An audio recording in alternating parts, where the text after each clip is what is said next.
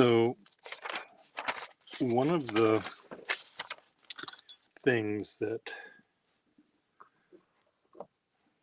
I notice in at pen shows, larger ones than we have at Boston, but at other pen shows, is they sometimes have seminars that will try to encourage, hello Todd Merrill, people who collect only new pens are a little wary, that's what I want, wary about collecting old ones. And they might think they're too fussy or too something. And what I would like to do is hello, Ms. Marilyn, what I would like to do is create a little card. Maybe it's the size of a piece of paper. Maybe it could be half a piece of paper on cardstock, like a sort of a bookmark kind of thing. That would have a picture of I'll just show you the picture I quickly drew, which would show an old fountain pen shaking hands with a new fountain pen. And the old fountain pen would be saying, "Hail, fellow, well met," which is what people used to say back in the olden days. And the new fountain pen would be saying, "What's up, bro?" with his little, whatever that hand signal is they're giving there, whatever that means. I hope it's not offensive. And then below this, there's going to be, I don't know if it's going to be a dialogue back and forth between the two. Each, it's sort of like, anything you can sing, I can sing better. Anything you could, I can sing anything better than you. That kind of a thing, maybe, where, what are the important things that vintage pens can do that better than modern, and what are the things that modern pens can do better than vintage. And I'd like to word it in such a way that I'm not dissing either modern or vintage, but they are very different animals. And I think that in order for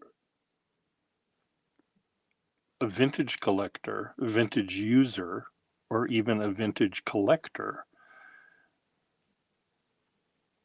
would they ever buy a brand new fountain pen? They did once upon a time when Bexley came out and when Mont Blanc came out with their limited edition pens. They bought them, not really to use them, they bought them for investment. And maybe it worked for them, I don't know. They bought them, in my mind, for the wrong reasons. You don't buy a pen for an investment, but that's what some people do. So anyway, I'm trying to figure out whether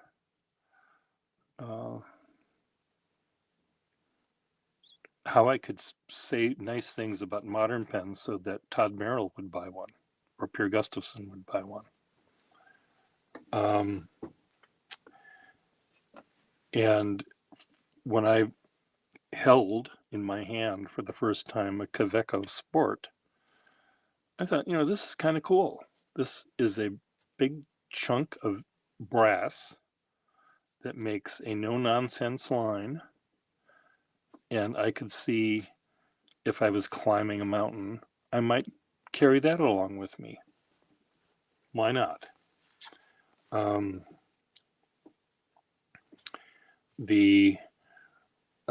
My friend who used to live in Boston and now lives in Philly creates these lovely pocket sixes. What is his name? Todd Merrill, help me.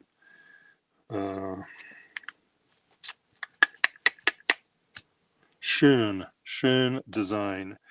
His pens are, he has a huge following of people that buy his pens, and they're very well made. He makes everything. I don't think he gets anything from a different company. I think he makes his own feeds. I know he makes his own nibs, and he makes his own barrels and caps and stuff. But and I like his pens. I like him. I like his pens, and I know his pens are quite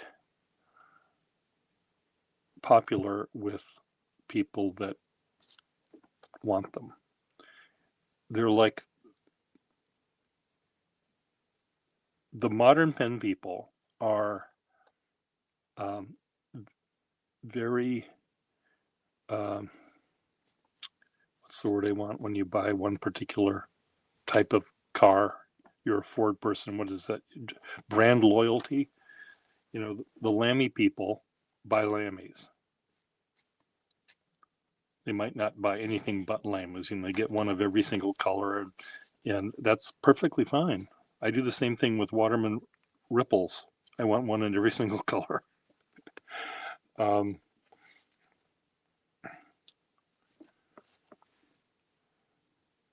Yeah, Ian Shun. Ian used to live here in Boston, and his studio, he was only selling ballpoint pens at that point, but now he's moved to bigger and maybe slightly less expensive studio in Philadelphia. So there are, I'm just trying to figure out a way where I can describe each pen, old and new, what can represent a new pen.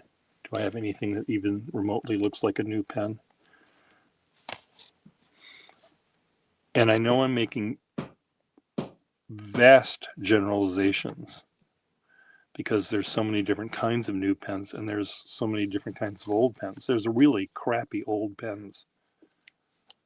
They were made for $1 or less to sell for $1 or less with steel nibs. They were all glued together. They were meant to last about a week and a half. And there's probably modern fountain pens that are equally crappy. And they might be really, really cheap. I mean, but anyway, Ingersoll, I'm thinking more like the Arnolds and the, Ingersoll at least had a gold nib on it that would last about a week and a half before you press down too hard, and it would probably spring.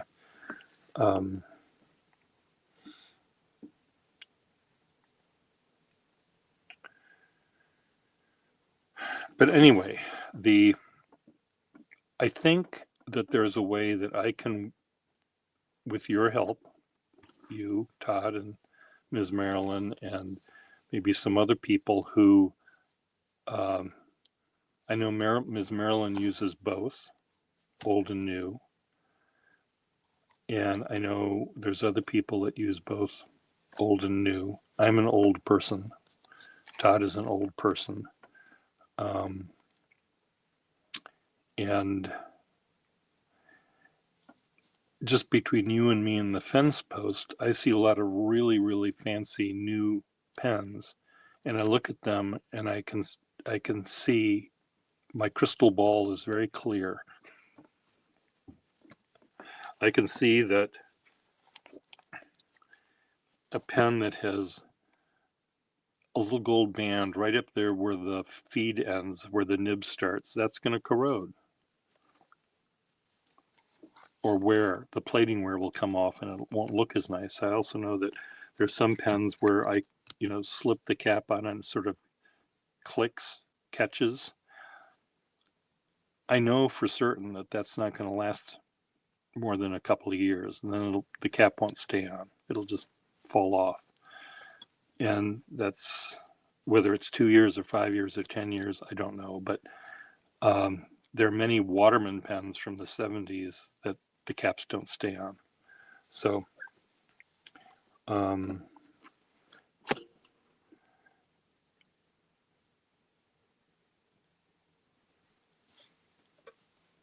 one thing,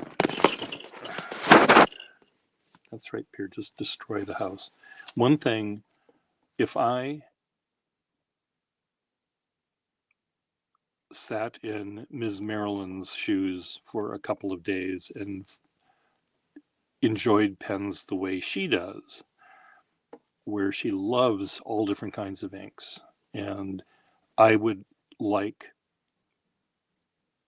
as she likes, modern pens that you can completely disassemble and put them all back together. You can't do that with a vintage pen. Yes, you can do that with a vintage pen, but if you did it every other week, chances are the friction fit won't work. There's always a chance of cracking something or breaking something. And I wouldn't advise that. Even a pen that has no moving parts, like a Waterman 12, taking out the nib and feed to clean the nib and the feed completely and the barrel completely, it's every time you clean it, there's a molecule of hard rubber that comes off that feed, and it's going to start to get loose, won't it? Or are we on the same page here? I know there's a lot of modern pens whose caps don't have any sort of real tight seal, so that I would think the nib would dry out more readily. But I don't want to write that out in that way. I might try to figure out a way to word it so it doesn't sound negative. But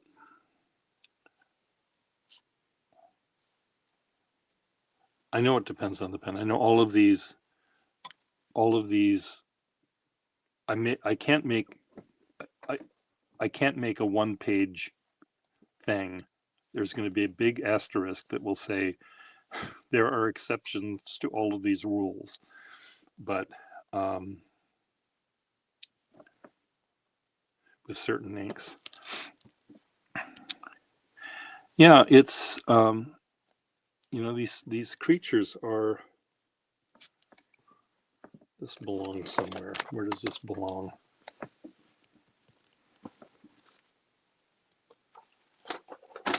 Uh-oh. Uh-oh, what just happened? Something fell out of a box full of pens into a box full of garbage. So I better figure out what that is.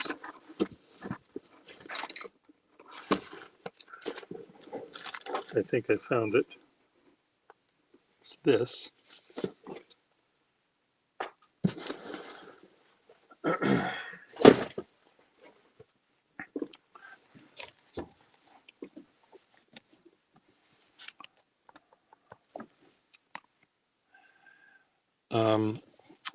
We have 7 people watching.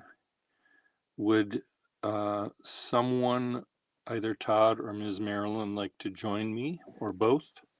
And we can talk about this and try to do it in a way that we can maybe come up with some sorts of generalizations.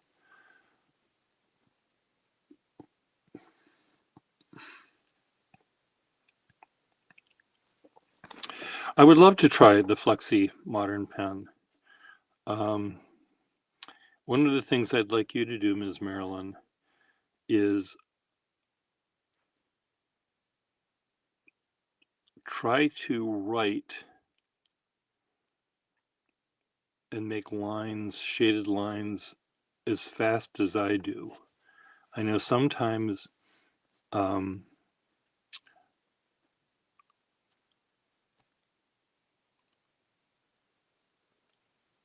sometimes if I go slower, the ink can keep up with me better. I'm just wondering.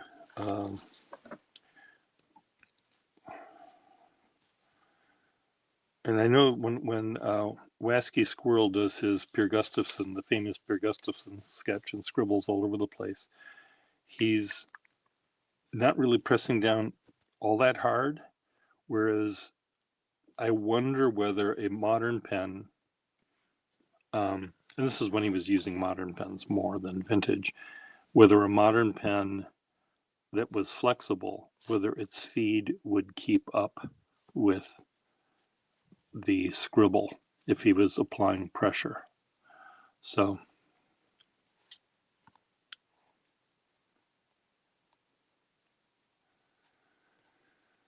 anyway, maybe this whole idea of modern versus vintage is silly.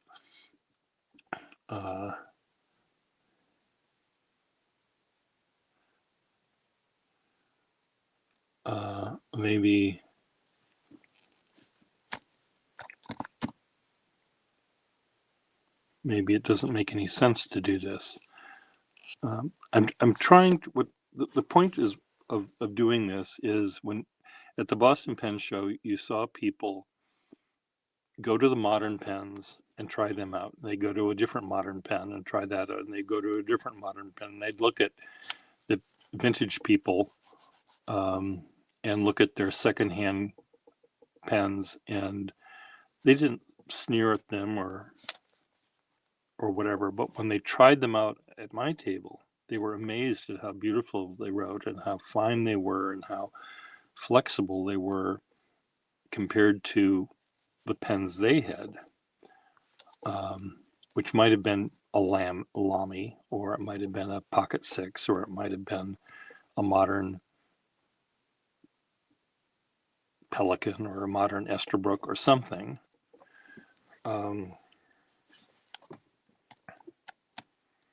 And then they try a Waterman No. 2 with a flexible nib, and they think they've gone to heaven. But other ones would come to my table and they'd say, you know, I'm very wary and afraid of a pen that has a bladder in it. Like, it's the simplest way to fill a pen. It shouldn't frighten you. So anyway, let's add Ms. Marilyn. How do I do this? It's been so long. Copy link, copy, edit, paste. Why isn't it pasting? There it is, paste. And Todd, if you want to join us, you can. So the three of us can talk a little bit about not which is better, vintage or modern, but how can we convince old people like me to buy a modern pen and people that only use modern pens to buy a vintage pen? What words do we say? So here's Ms. Marilyn at the stage. Well, hello. Oh, hello. That's been a long time. I'm hoping I can do a little bit more of these in the coming days before I completely pack everything up again. But looks like you write pretty fast there, Marilyn. Yeah, I've been practicing the way that Michael Ward writes. So I'm using a Noodler's Conrad.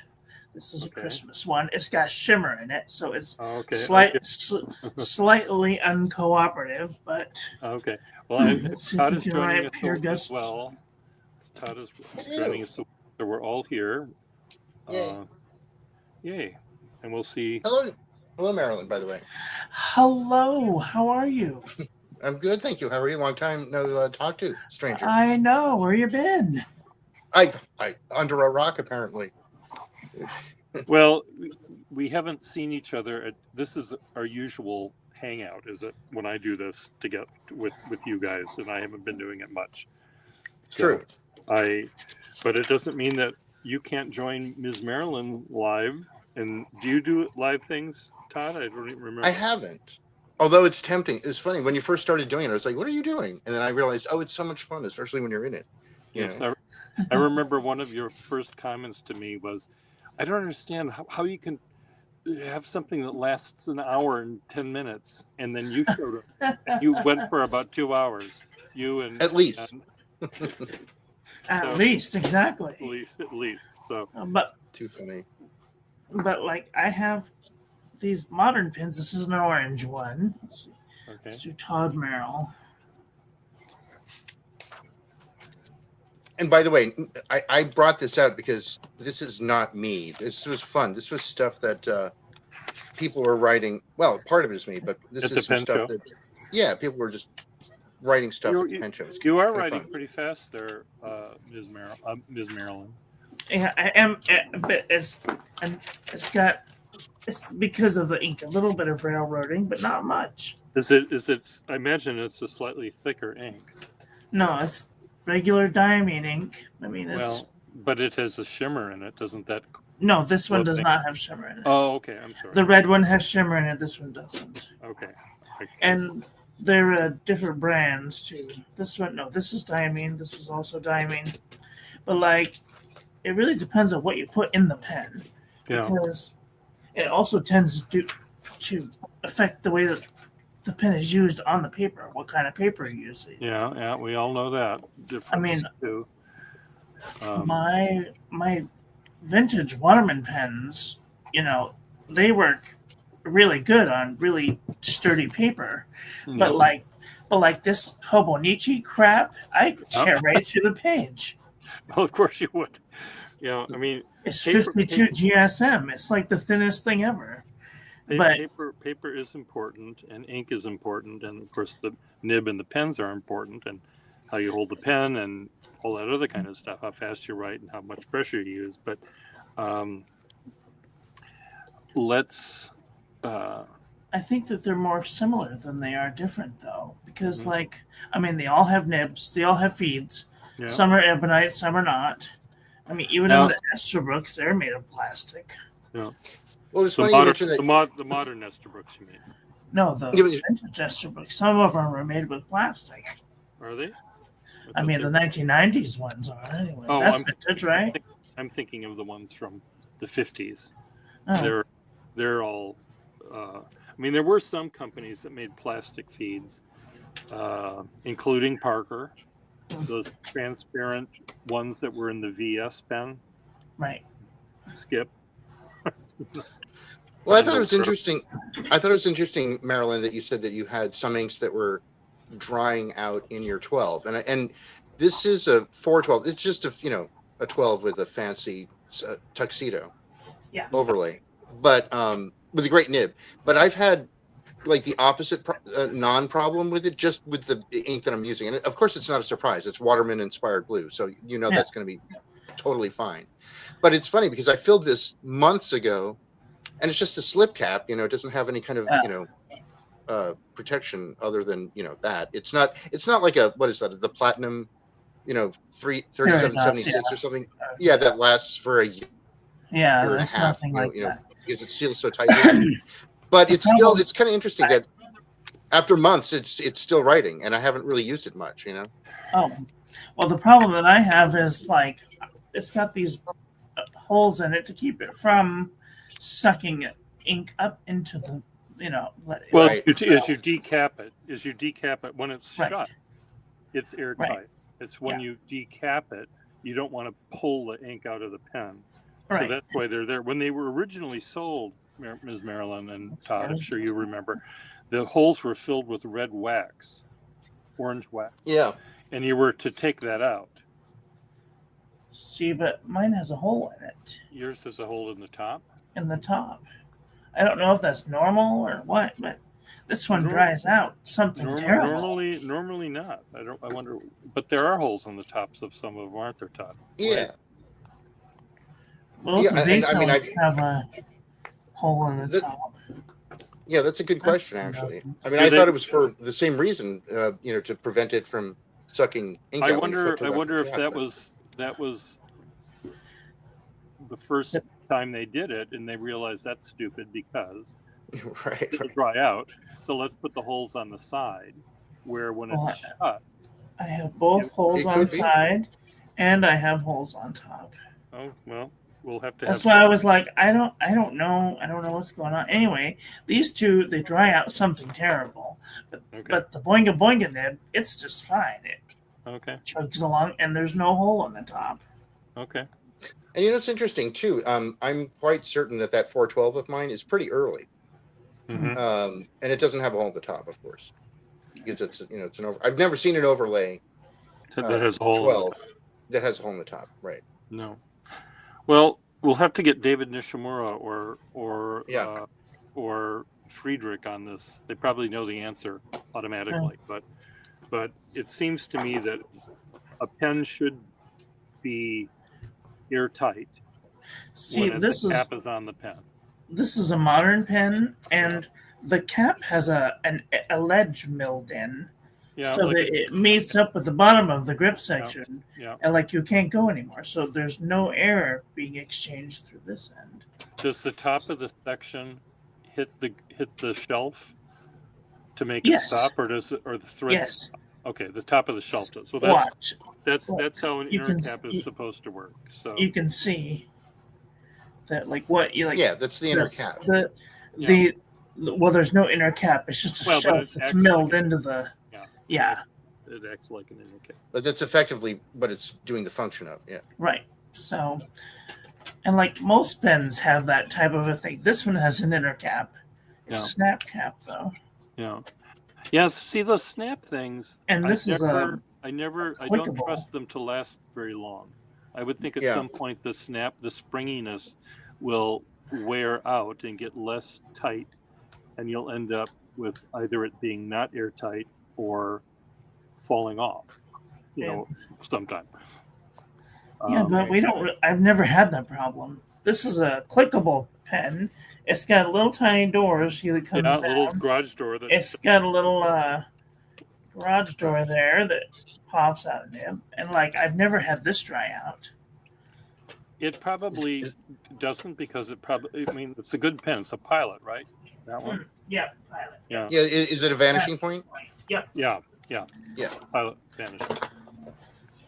I have a knockoff Pilot Vanishing Point. This is a Mahjong A2, and something's wrong with this pen because like it leaks all in the inside bits. Well, something isn't airtight if it's leaking or yeah, ink tight. Yeah. They're not perfect, but I did get another one recently, and it's a Jinhao, which is supposedly one of the cheapest brands. But like, if I were to put them next to each other, I wouldn't be able to tell the difference. What did I do with it? Oh, it's right. Yeah, you'd have to get out a loop to figure it out, right? Yeah. I So like, they're just I'm having. they're getting better and better every day. Yeah.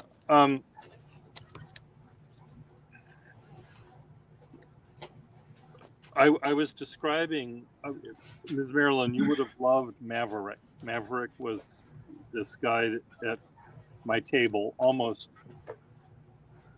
every 10 minutes. He'd show up and stay for 10 minutes, and he'd go somewhere else and then come back and stay for 10 minutes. And he was essentially a walking billboard for flexible nibs. And he had made he had taken a big fat titanium nib, I forget what kind, and he added extra slits in it, so it was really flexible, and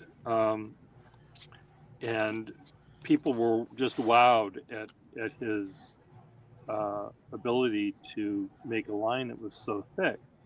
Yeah. And I suggested he should be making these and selling them, but he's from China on here getting a doctorate or something. And if he actually did anything like that, he'd be deported because he's not allowed to, work. Right.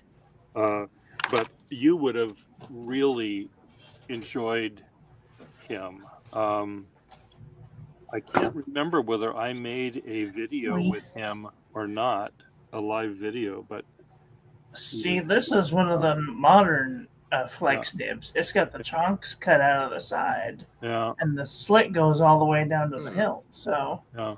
it's super flexible. I mean, it's just Yeah, I one of the things that Maverick said about the titanium nib is it's almost indestructible.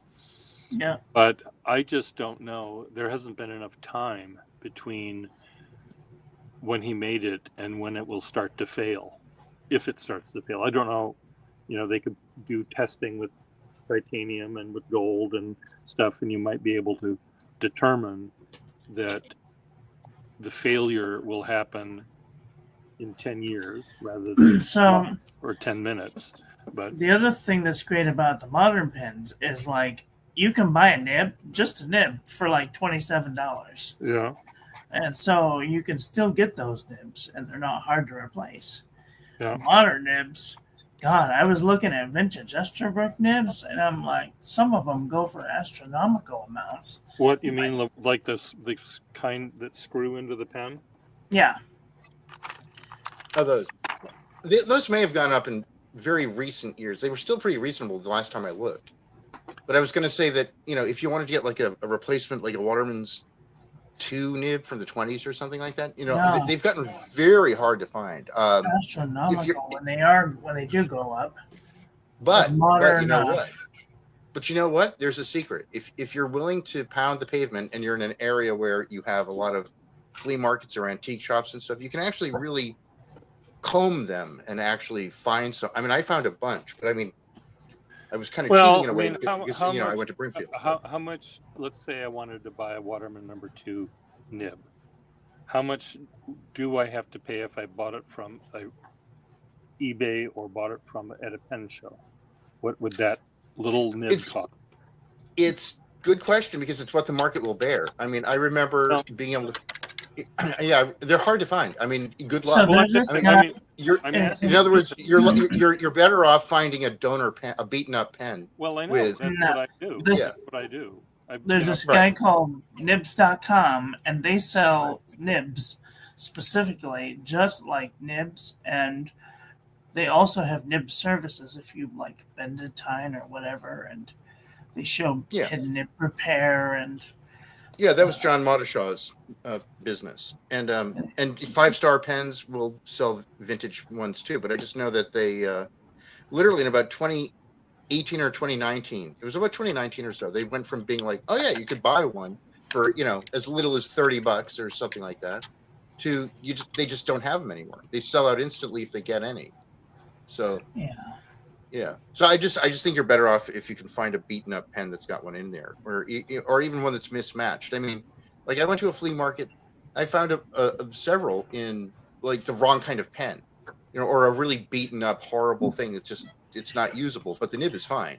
But you have to get a loop and you have to look at it. And it's work. I'll admit it. You've got to get out there and pound the pavement. But you'll find them and they can be cheaper. I found a pen for $20, a Taperite that's totally unusable. Like the end of the barrel is crystallized and broken off, but it's got a stub, like a huge Taperite stub. It's like, what? I mean, wow. I think if you were looking for that nib, you'd be lucky if you found it for $50 or $75 anywhere, but I got the pen for $20, Well, I've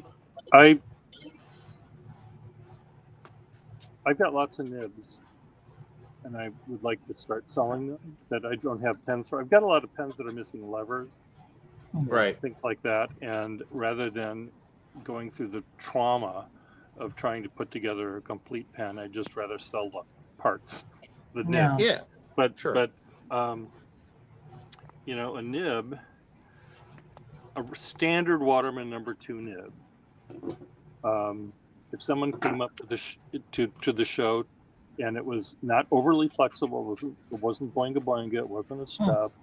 It was just a standard bouncy, not boingy, but bouncy number 2 Waterman nib. I'd probably charge $40 for it. Yeah, exactly. That's about right. What? And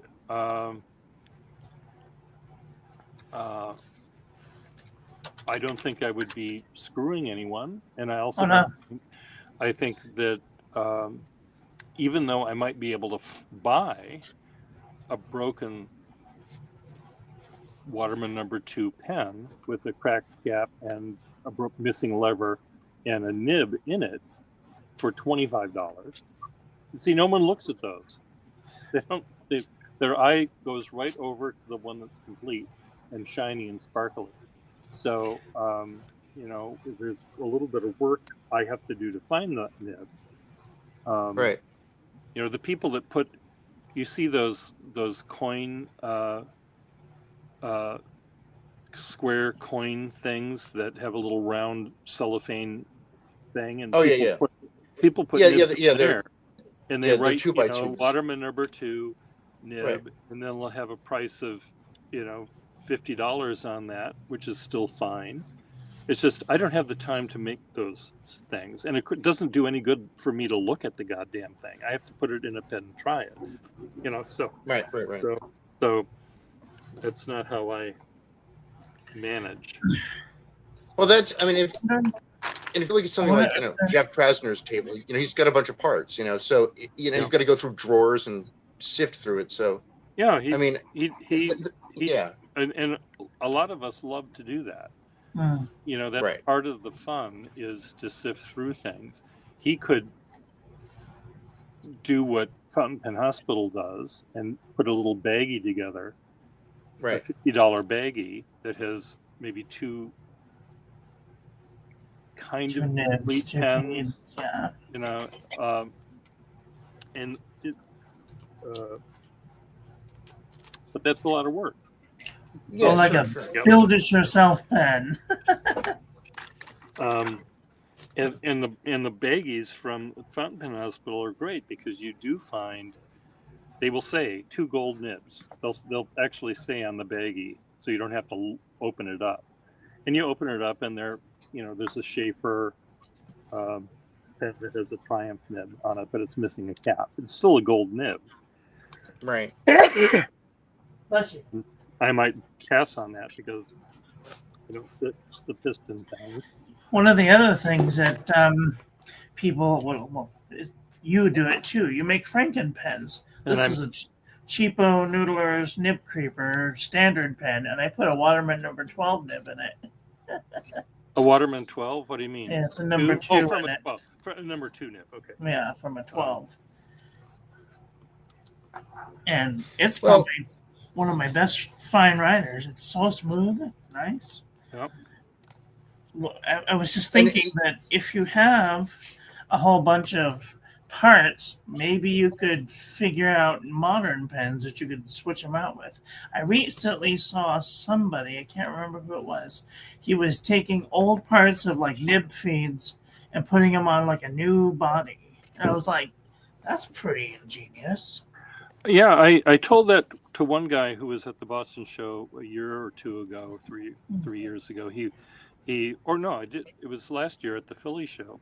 He was one of these people that lathes using a lathe and a really either fancy wood or fancy plastics or hard rubber, and he would shove into it a steel nib, and I said, what would really be neat is if you could create the same thing, make slightly smaller hole, and buy Eversharp Skyline pens for their nibs and the feed. And you have the nib in the feed, you put it in your pen, and it'll be a much more fun, I think, for him to sell pens that have really expressive nibs rather than the one size fits all nib that he's able to buy right now. Right now, the 3 major ones are Yovel, Bach, and Schmidt. and they're great nibs, but they're kind of Johnny One Note, and the Yeah. ones that claim to be flexible are not flexible. No, at see, all. that's one Yeah, of the things that I would. That's the biggest difference between a standard modern fountain pen nib and a vintage pen is the standard fountain pen nibs they have a rather They're than a stiff. range like this of either flexibility or fineness or broadness, they're sort of in the middle where they have the popular. See, I think that you could market certain pens to be like Johnny One Note nibs and like good for making notes really fast, or you can make them for doing flexibility. Yep. That Well, I mean, like, it seems to me that the all of the Bach and the Ovo nibs. I mean, they've got what they've got, right? They've got like each of them has like 6 different nibs, and that's what they've got. They're all the same. And Pierre was talking about putting in, for example, as many people have, a vintage nib into something like a Noodler's, Boston Safety, for Yeah. instance, or something like that. But there's only like one nib. You said there's like a late Waterman's 2 It or was something like a that? late Waterman 2 size nib from the late Like the 50s. late plastics, the sort of Esterbrook like plastic Yeah. pen, and that was the only one I could find that fit well. I mean, I think I could have found maybe a Schaefer from that same era that would have worked. And, Right. But if there was, there's someone that wanted me to put a gold nib in some modern pen he had at the show, and I could take out the nib and I could take out the feed, but there was no way that they fit. I'd have to have a completely different feed. See, what I was going to say is it sounds to me like there's a real market for somebody who could take some of these quote unquote easier to find vintage nibs, not necessarily easy to find now, as we discussed, but a classic Waterman's 2 from the 20s or something like that, and kind of build a modern pen around it so that it'll fit, get the section right and all that other stuff. That's one option, one thing. And speaking of flexible nibs, I did want to mention briefly, there is one modern flexible nib that really is amazing. It's the Magna Carta 650. Oh yeah, that's very soft. It's and impressive. What does that? How much does that cost? It's not cheap. $560. No, okay. Yeah, it's a lot of money. And right, but what's cool about it is Hiran, who owns the company, makes each one of them by hand. He basically got a bunch of nibs from a couple of people that you and I know, Pierre, vintage ones, and he studied them. He looked at he studied the metallurgy, the shape, and he went nuts. And he makes each one by hand. Yeah. And out of every 100 that he makes, about 9 of them are good, and he has to melt the rest of it down and start over. It's insane. Well, at least he's learning how to do it. Oh yeah, but he's like, but the thing is, he's also like forming the nib itself, because there's that first part where you have to like form the nib itself, and then you've got to like, hand finish it. But it's just that whole like melting it and getting it to work right, all that stuff. And he's not doing it from a mass-produced perspective. If he were, then you probably wouldn't have to do it. Like once they made nib blanks back, 100 years ago, they would have a nib blank, and they had 3 different Watermans in 1925, right? They had the short, medium, and long kind ones, and then they had the different sizes. That's what they started out with, but then they had to go in there and shape it to make it the kind of nib that you wanted. Oh, you want the stenographer's nib or whatever. Mm-hmm. Oh, and then they had hate when this happens. When I take out a slip cap and the nib is inside. Whoops! And then this is one where the sack broke, so I can't even grab onto that. That's so frustrating. Well, okay, well, there's a con for is that a con for vintage and a pro for modern? Definitely.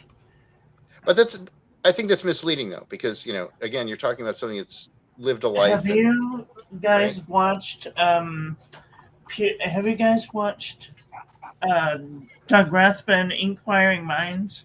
He does something called Resurrection Sunday, where he takes a dead pen and makes it modernized So that way you don't have to deal with a sack. And it's brilliant. So, Well, all the more reason for eyedroppers. I have to admit, I have fallen in love with yep. them for that reason. I don't like modern eyedroppers because they use like a normal Yovo style feed and they don't give enough ink. But if you bought an ebonite feed from fpnibs.com with Superflow feed, that's kind of like a Waterman spoon feed. It just Nice. Yeah, beautiful. Oh, by the I'm way, I finding just wanted to older- show you this. I don't. This is just a great example of like all these pens here. I've gotten more too, but I've gotten these over the summer at a flea market. Watch But- everyone. Watch what I'm going to do. oh no, I just don't, discovered oh this no, broke. Oh, oh, it breaks my heart. oh my God! I know. Well, This is, There's no way Oh. to fix them. So all right. how come it breaks so easily when I don't want it to? And here I'm trying to break it with a pliers. And Right. But It's Murphy's Law. I can use the lever to fix another pen. So I'm throwing away the part I don't need. Right. I know, Ms. Marilyn. It's horrible. Well, no, that's not painful. You know what's painful is the video that you made for me a few years ago that you didn't post publicly. Now that was heartbreaking, and you know what I'm talking about. I don't remember. You can tell me. Ooh, well, it was a Parker Lucky Curve. It was a jackknife safety, Wow. Oh, okay. and You don't have to say anymore. now you know, right? I don't know, but you don't have to say anymore. Okay, but my point was simply that it does happen. Unfortunately, It does sometimes happen. And it happens with So lots of sad pens, when I'm it sure, happens. too. Yeah. No, it doesn't. I have never had a pen fall apart on me like that. Catastrophically, right? Yeah, that's like when a The wing- catastrophic failure. So the other thing about modern pens is if you bought it from a reputable like store, and if they still make them, like the store will give you a brand new one. Well, that's one good thing about a modern pen, except I don't know how long their warranty will last. Sometimes Yeah. they have a forever warranty. Hmm. Lifetime warranties still exist if the pen is being made. I was just going to show you. This was a nice surprise. This is an example of a crummy pen that looks like nothing that I would have ignored, except that I learned the lesson that you definitely take off the cap and look at the inside, because there you go. You have a nice flexible Waterman's 2 in there. No, I told people that at the show. I said you Yeah. have to look under every single pen You do. because I mean some people will know. Some people will have a whole tray of flexible nibs, but what Jeff Krasner might say is flexible and what I might say is flexible are not necessarily the same thing. And I use the term flexible even if it's a flexible Waterman accountant nib. It is Sure. flexible. Yep. Right. Once. No. Yeah, right. Like all of them, right? Right. It goes from almost zero to a little bit more than zero, but the line when it's thicker with pressure is about twice as wide as it is when it starts. So it does have the same range of going from 2 to 4 as from 1 to 2. The same. Yeah, but the scale is much smaller. Yeah. That's a very different scale. Now, if you take a typical Schaefer Lifetime nail, yes, there is the tiniest bit of flex that happens. There has to be some degree of separation, but it's so minimal that you can't really call it flexible. See, what other pen can I Well, of bring? course. What other Here pen you can I were bring? saying that modern pens aren't very fine, but like This is a Pilot Kakuna. It's like $12, and it's Yeah. probably the finest nib I have. It's even finer than my $300 nib that I bought. Super extra. fun. I think the fine that I'm see in vintage pens, I think if they made a nib that fine today, people would say either it's too scratchy Mm. or they would easily break it. They'd press down, they wouldn't even know it's making a line, and they'd press down and then they'd break it. So they're A lot of you'd be surprised, in the modern world, like the main three sizes that they have now are extra fine, fine, and medium. You'd Yeah. never hardly see broad. You'd never hardly see flexible. But Yeah. when Pilot does a fine, it's like super nice and extra fine and smooth. It actually is a nice fine nib, but I've got to admit, there are those earlier Schaefers, or Schaefers like in the 40s and earlier, that are even finer, but like the one that's in the TED video, which is shocking. And they're but those are unusual too. Those aren't very common. So I'm That's on nibs.com. I'm trying to find vintage nibs, and I don't see a single thing. They're all modern. If I were to look for vintage nibs, I would go to 5-Star Pens, but almost all of them have been sold out. But you can take a look at what they've got. I don't remember what the site was that had all of the nibs. It was just nibs that they sold. I thought it was nibs.com, but I just went there and I can't find any nibs at all. No, they're all pens, it looks like. Pen parts. Wow. Nibs for sale. Just a second. Nibs for sale. Parker Wall Eversharp nibs. Let's see what it says here. 5-Star Pens. Yeah, they probably won't have much of anything for the wall. They should have a ton of Watermans, but they're probably all sold out. I just found a very pretty Waterman nib on eBay for $95. Christ on a bike. So here's type 1 medium. Let's see. How do I find out how much it costs? Do I have to ask? As I said, the only other vintage pen that I have is this cute little thing. It is cute. I put a Waterman nib on it. 5-Star had a listing per nib. It would show you a photo and I'm looking at that. And then the price. And I don't it has see a price. Unless it's sold and it has a line through it. I then see it might type not. 1 fine, $26. Here they're selling them $25 to $35. It looks like. Yeah, their prices are very reasonable, but they usually sell out, and they're not usually terribly flexible, but they all have some flex if they're Watermans. Well, those were Eversharp Skylines. Oh, those are Eversharp ones. Okay. Those are sometimes pretty firm. Yeah. They don't have any Waterman nibs vintage. Let's see what it says here. They should have a bunch, but they're probably mostly sold out. Sold. Right.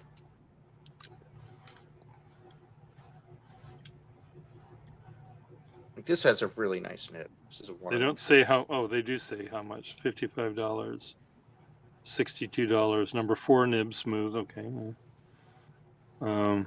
And one thing that's actually good about them is that they're honest about what to expect in terms of flexibility. If anything, they undersell it, to their credit. So if they say it's somewhat flexible, it's actually pretty flexible, or it's like a little bit more than somewhat. If that mild flex. So it seems like they are pretty well sold out here. Right. And they have been for years. But I don't know if people like just bookmark the page and check it every night or something to get one, or But I guess my point was that in 2018 or 2017 you could still find them there. They weren't all sold out, but they are now. See this, and I think a lot of these nibs, This is the 2A. This is the 2A nib, which is the one that fit in the in the Yeah, the Nathan Noodler's Boston Safety. Noodler's Yeah. pen is so it's slightly smaller than a 2, but it was nice. So we have only 2 people watching us. How is that possible? You're the only. It's You're crazy. the only 2 It's people. crazy. It's, Did we drive them off? Did we we scare them drove off? them off. But and I speak- suppose if we were to, do you want to talk a little bit more about the pros and cons of vintage versus I new? see Or that there's that gift I gave you. Unless you got another one. Nope, this is the same one. Isn't That's that the same count? one. Isn't Yeah. that so cute? Yeah. I've asked some of the people in the New England Pen Collect or the Boston Facebook page for the Boston area collectors, because I think most of them are modern people. right? I'm asking them to tell me why they're afraid of vintage pens, and I'm trying to do this to get people that are only modern pen people to get to learn to accept the idea of a vintage one, and vice versa. Right. Get modern Right. people to know what. Again, if I did what Ms. Marilyn likes to do with a lot of the pens she has, if I was changing ink colors all the time, I'd probably just use a dip pen. But Well, but that's the Yeah, fun you of did- using a fountain pen. the- I It's have also a a good dip- excuse. I was gonna have say, it's like also a good 100 excuse. It's a good excuse for getting other pens too. Is my point. I was gonna say, if you want to change inks, you can just get another pen and dedicate an ink to a pen. Well, that's what I tell people to do. I said, if you like black ink and you don't want to have to keep cleaning your pens all the time, just buy another pen. Look at those things. Those look sweet. Yeah, this is I have the nib somewhere else because it broke. One of the Oh, iridium just ding. I'm like, damn it! Oh, But it's a That's depressing. it's a Lambert or something. No, not Aiken Lambert. It's what I do with my box here is it is a. I need tweezers. and actually, I know why there are only a few people watching, because you usually do this really early, Early in the morning. and you end up with people from halfway around the world, tuning in, and they're all asleep right now. What is this? Okay, it is a Or people who've been up all Leroy, night. yes. Leroy W. Fairchild, number 5. Oh, yep. Those are lovely nibs. But the iridium just boing, Fine. Yeah, they can do that. completely gone. I I didn't even push down on it. I was just testing it out like I normally do, and Yeah. there it went. I need to. That's scary. But slow- this is a Yovo number 6 gold full flex nib, and it's way flexier than the Fairchild. So Oh, good.